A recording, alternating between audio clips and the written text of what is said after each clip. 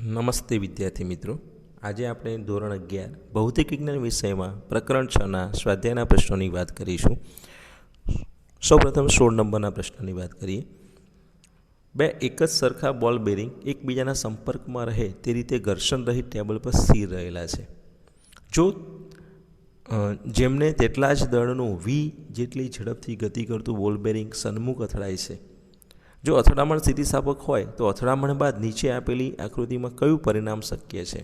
હવે સ્થિતિસ્થાપક અથડામણ કોને કહેવાય એની ખબર પડતી હોવી જોઈએ, સન્મુખ અથડામણ કોને કહેવાય એની ખબર હોવી જોઈએ. તો સમજો કે આ બે બોલ બેરિંગ પડેલા છે અને એની સાથે આ ત્રીજું જે એક નંબર આપેલું છે એ બોલ બેરિંગ અથડાય છે. તો અથડામણ પછી આવી સ્થિતિ મળશે, આવી મળશે કે આવી મળશે, બરાબર. સન્મુખ અથડામણ કોને કહીએ છીએ? તો એ આ રીતે સમજવા જેવું છે કે આ બે બોલ બેરિંગ છે, આ બોલ બેરિંગના જે સેન્ટરો છે એને જોડતી લાઈન પ્રમાણે અથડાતા હોય તો એને સન્મુખ અથડામણ કહેવાય. અને સાદી અથડામણ તો આ એક બોલ બેરિંગ અહીંયા પડેલું છે, આ એક બોલ બેરિંગ આ રીતે આવે છે અને આનો અથડામણ દરમિયાન થોડોક ભાગ એને અડે છે અને નીચેનો પોર્શન અડે છે, બરાબર. તો એને આપણે સન્મુખ અથડામણ આના કહીશું, આના નહીં કહીએ. તો પહેલી બાબત, સન્મુખ અથડામણ થાય છે તો કે હા. આ અથડામણ સ્થિતિસ્થાપક હશે કે અસ્થિતિસ્થાપક એવું નથી પૂછ્યું, પણ સ્થિતિસ્થાપક છે એવું લઈ લેવાનું કીધું છે.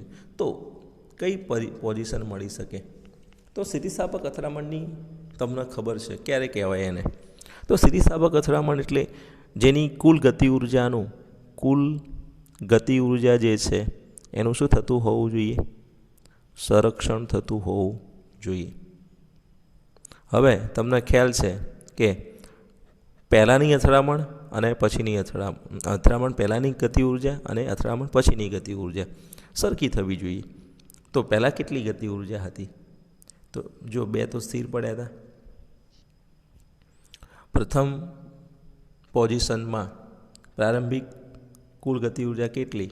તો કે બે સ્થિર હતા, 2 અને 3 નંબરના. પહેલા નંબરનો m દળ ધરાવે છે એવું ધારી લઈએ અને એનો વેગ v હતો, તો 1/2 mv². આ પ્રારંભિક કુલ ગતિ ઉર્જા હતી કે ઇનિશિયલ 1/2 mv² હતી. હવે અથડામણ પછી બતાવે છે કે પહેલા નંબરનો વેગ 0 થઈ ગયો છે અને બીજા અને ત્રીજા નંબરના જે બોલ બેરિંગ છે એ v/2 જેટલી ઝડપથી ગતિ કરીને જાય છે.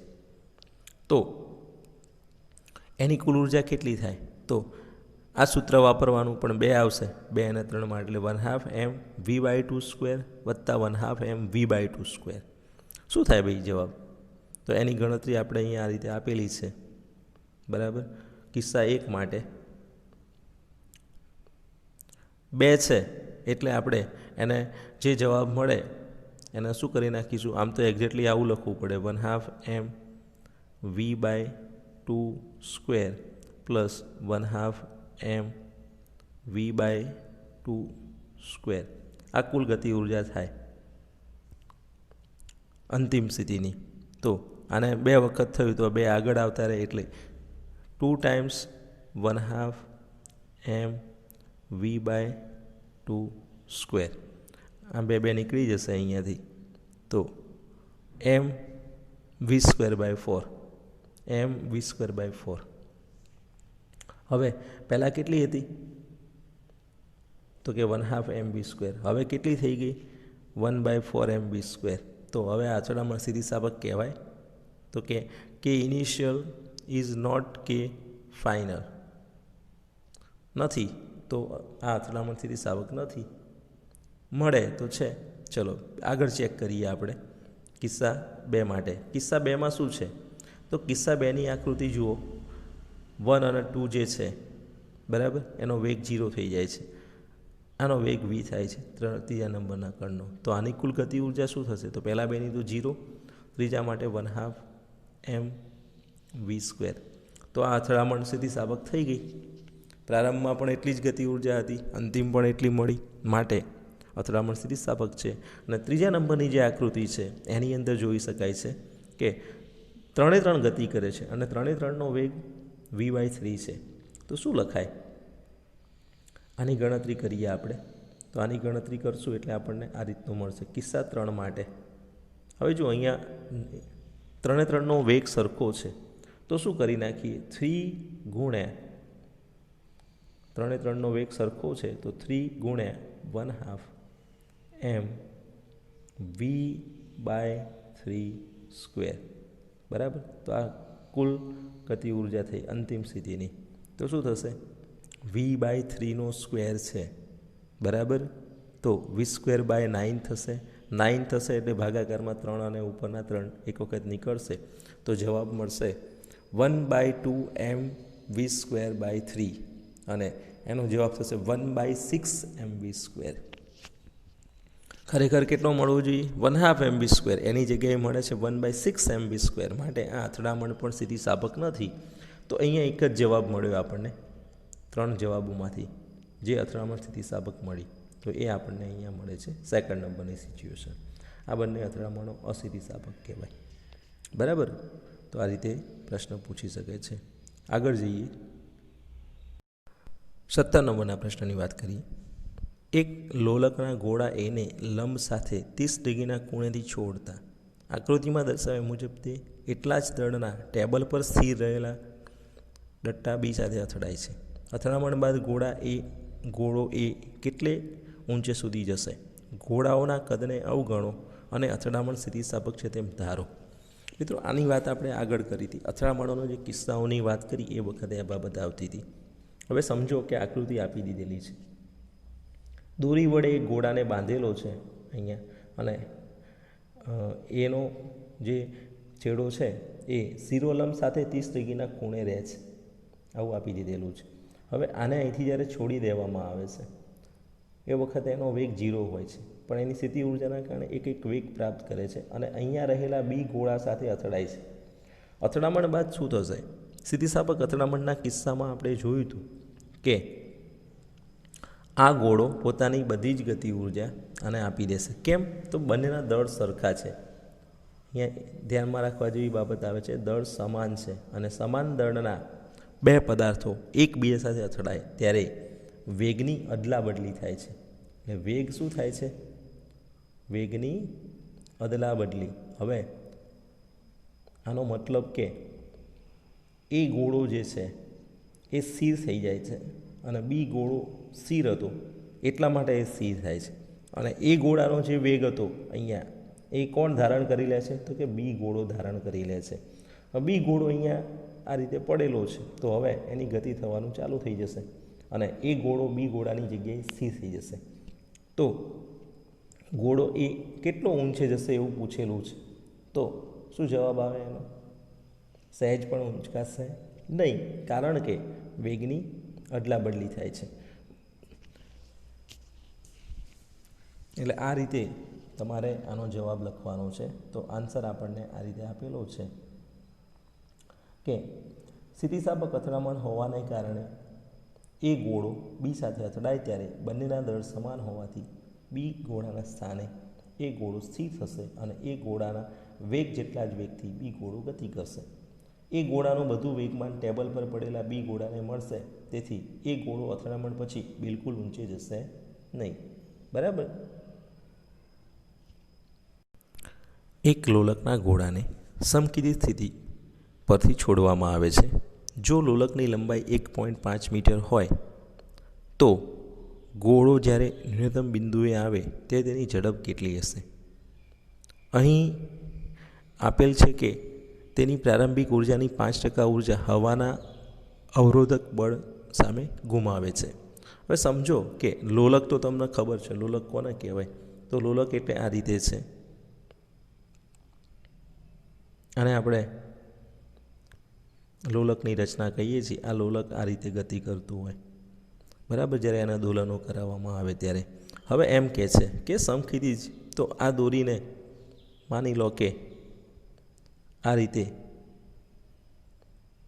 આમ કરી નાખવામાં આવે, બરાબર, અને પછી એને છોડી દેવામાં આવે તો શું કરશે? આ રીતે લઈ જશો એટલે આ રીતે એની ગતિ થશે આ માર્ગે. અહીંયા રીતે બતાવેલી છે, બરાબર. તો આ લોલકનો ગોળો સમકીતી જ કરી છોડી દેવામાં આવે તો અહીંયા આ એ ગોળો થોડા સમય પછી એ પોઝિશનમાં અહીંયા આવશે, બરાબર, અથવા એના પોઝિશન લખેલા છે તો એ જગ્યાએ અને આ બી જગ્યાએ. તો એ બિંદુ આગળ ગોળો સ્થિર હતો, માત્ર એની જોડે ઊંચાઈ હતી. કેટલી ઊંચાઈ હતી? તો આની જેટલી લંબાઈ છે એટલી ઊંચાઈ એની જોડે હતી, એટલે એની જોડે h બરાબર 1.5 મીટરની હાઈટ હતી. આ હાઈટ ઉપરથી એને છોડ્યો તો એની ઉર્જા કેટલી થાય? તો કે mgh. mgh જેટલી ઉર્જા સ્થિતિ ઉર્જા સ્વરૂપે એની જોડે હતી. ગતિ ઉર્જા 0 હતી. તો કુલ ઉર્જા કેટલી હતી? તો કે mgh જેટલી. એમાંથી ન્યૂનતમ બિંદુએ આવે એટલે બી સ્થાને આવે તો ઝડપ કેટલી હશે? તો જો ઉર્જા ગુમાવતો ના હોત તો પૂરેપૂરી ઉર્જા પ્રમાણે તમારે ગણતરી કરવાની થતી. અહીંયા સ્પષ્ટ લખેલું છે કે ઉર્જાની 5% ઉર્જા હવાના અવરોધક બળ સામે ગુમાવે છે. 5% ગુમાવે છે એનો મતલબ કેટલી બાકી રહે છે? 95% બાકી રહે છે. તો 95% જે ઉર્જા છે એ તમારે ગણતરીમાં ધ્યાનમાં લેવાની. તો mgh ના 95%, તો 95% ઓફ mgh બરાબર આ બાજુમાં આવશે 1/2 mv². તો હવે તમે આની ગણતરી કરી શકો છો કેલ્ક્યુલેશન મૂકીને. તો આ રીતે તમને આનો જવાબ મળે છે 1/2 mv² બરાબર 95%ના 0.95 થશે ગુણ્યા mgh. હવે mgh બંને સાઈડે નીકળી જશે, અહીંયા વધશે v²/2. હવે આ 2 છે એ અહીંયા ગુણાકારમાં મોકલી દીધા, તો v² બરાબર 2 ગુણ્યા 0.95 ગુણ્યા gh. આપેલી છે બધી કિંમતો ભરી દઈએ તો v બરાબર વર્ગમૂળમાં 2 ગુણ્યા 0.95 ગુણ્યા 9.8 ગુણ્યા 1.5 અને આનું સાદરૂપ આપીએ છીએ તો જવાબ મળે છે 5.285 મીટર પર સેકન્ડ. એટલે કે v બરાબર 5.3 મીટર પર સેકન્ડ. હવે તમને જે પ્રમાણે આપ્યું હોય, 10% ગુમાવે છે તો 90% લેવાની, 20% ગુમાવે છે તો 80% લેવાની, બિલકુલ ના ગુમાવતા હોય તો જે પ્રમાણે જેટલી છે એટલી ધ્યાનમાં લઈ લઈશું. બરાબર, તો આ રીતે આનો જવાબ મેળવીશું. 19 નંબરનો પ્રશ્ન છે, 300 kg દળની એક લારી 25 kg રેતીનો કોથળો લઈને ઘર્ષણ રહિત રસ્તા પર 27 કિલોમીટર પ્રતિ કલાકની એક ધારી ઝડપથી ગતિ કરે છે. જુઓ, રસ્તો ઘર્ષણ રહિત છે બરાબર, અને એક ધારી ઝડપ આપેલી છે. થોડા સમય પછી તેની રેતી એક કાણામાંથી 0.05 kg પ્રતિ સેકન્ડના દરેથી નીકળીને લારીના તળિયા પર પડે છે. રેતીનો સંપૂર્ણ કોથળો ખાલી થઈ જાય ત્યારે લારીની ઝડપ કેટલી હશે? સમજો કે કંઈક આવી સંરચના છે. માની લો કે આ એક લારી છે બરાબર, એની ઉપર એક કોથળાની અંદર રેતી ભરેલી છે, અહીંયા એની અંદર હોલ છે, આ લારીનું તળિયું છે. હવે રેતી બધી અહીંયા પડે છે ધીમે ધીમે અને આ લારી જે છે એ લારી રસ્તા ઉપર ગતિ કરીને જાય છે. તો શું થશે? તો રસ્તા ઉપર ગતિની એની જે ઝડપ છે એ એક ધારી છે, ઘર્ષણ રહિત રસ્તો છે એટલે ઝડપ ઘટવાની નથી. હવે એમ કહે છે કે આ રેતી જે છે એ ઢળીને લારી ઉપર પડી જાય, અહીંયા પડી જાય બધી, તો શું થાય? તો કે આ બધી જ રેતી અહીંયા ઢળી જશે. તો એનાથી શું ફેર પડશે? તંત્રનું દળ તો એનાય રહેવાનું છે. લારીની જે ગતિ છે એ ગતિ દરમિયાન કોથળામાંથી જે માટી બહાર પડે છે, રેતી બહાર પડે છે, એની માટે કોઈ બળ લગાડવાની જરૂર પડતી નથી. બાહ્ય બળ લાગતું નથી, અને બાહ્ય બળ ન લાગતું હોય તો આવા કિસ્સામાં તંત્રનું વેગમાન અચળ રહે. તંત્રનું વેગમાન અચળ રહે છે એનો મતલબ કે અહીંયા લારીની જે ઝડપ છે બરાબર, એમાં કોઈ ફેર પડવાનો નથી. કોથળો ખાલી થઈ જાય કે માટી કોથળાની અંદર ભરેલી રહે, એની અંદર એનો કોઈ જવાબમાં ફેરફાર આવશે નહીં. એટલે ટ્રોલી ઘર્ષણ રહિત સપાટી પર અચળ ઝડપથી ગતિ કરે છે, એટલે ટ્રોલી અને રેતીની થેલી અલગ કરેલ તંત્ર તરીકે વર્તે છે. રેતી લીક થઈને લારી પર પડે તો ટ્રોલી પર કોઈ વધારાનું બળ લાગતું નથી, તેથી ટ્રોલીની ઝડપ અચળ રહેશે. અને ટ્રોલીની ઝડપ જે હતી, ઝડપ આપણને અહીંયા આપેલી છે 27 કિલોમીટર પ્રતિ કલાક, એ ઝડપ એની શું થાય છે? જળવાઈ રહે છે. બરાબર, એટલે આ પ્રશ્નમાં આપણે વેગમાન સંરક્ષણના નિયમનો ઉપયોગ કરીશું. 20 નંબરનો પ્રશ્ન, 0.5 kgનો એક પદાર્થ સીધી રેખામાં v બરાબર ax⁵3/2 થી જાય છે, જ્યાં a બરાબર 5 મીટર⁻⁻² સેકન્ડ -1 છે, અચળાંક છે. તેના એક્સ બરાબર 0થી એક્સ બરાબર 2 મીટર સ્થાનાંતર દરમિયાન પરિણામી બળ વડે કેટલું કાર્ય થયું હશે. હવે મિત્રો કાર્ય શોધવા માટે અગાઉ આપણે જે માહિતીનો ઉપયોગ કરતા હતા એ જ અહીંયા રીત વાપરીશું. કાર્ય બરાબર ડબલ્યુ બરાબર એફ ડોટ ડી, આવું સૂત્ર આપણે અહીંયા યુઝ કરતા હતા.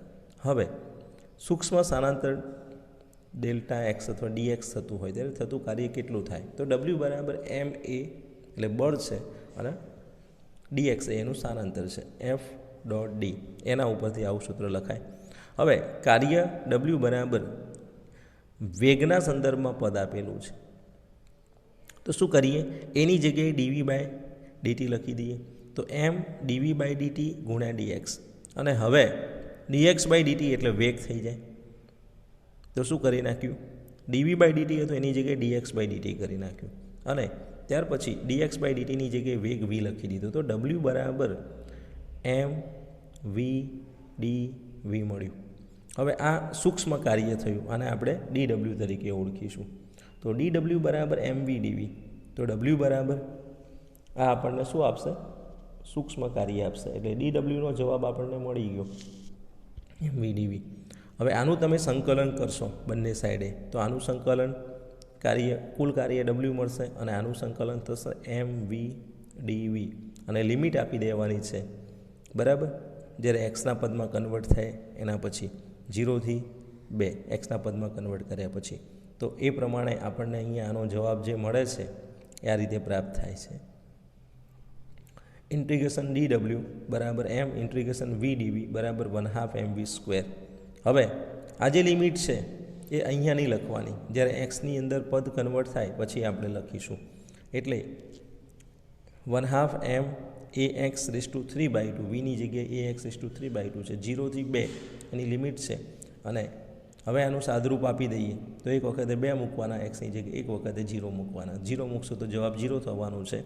માટે 1/2 એમ એ સ્ક્વેર એક્સ રેસ ટુ 3નો સ્ક્વેર બાય 2 છે, તો શું થશે? એક્સની 3/2 ગુણ્યા 2, બરાબર. તો 2 નીકળી જવાના, એક્સની 3 ઘાત થવાની છે, અને એક્સની 3 ઘાત આપણને અહીંયા પ્રાપ્ત થાય છે. તો આ રીતે આટલું કર્યા પછી આની અંદર હવે તમારે એક વખતે 2 મૂકવાના અને એક વખતે 0 મૂકવાના એક્સની જગ્યાએ. તો એક્સની જગ્યાએ 2 મૂકીશું તો 2નો ઘન કરવો પડે. શું મળશે? 1/2 ગુણ્યા એમની જગ્યાએ 0.5 છે, ગુણ્યા એની જગ્યાએ 5નો જવાબ આપેલો છે, અને એક્સની જગ્યાએ 2 મૂકી દીધા તો 2નો ઘન, અને આનું સાદરૂપ આપીશું તો 50 જૂલ જવાબ પ્રાપ્ત થાય છે. તો આ રીતે કાર્ય શોધવાનું કીધેલું છે. તો 6.20નો જવાબ આપણને કેટલો મળે છે? 50 જૂલ મળે છે.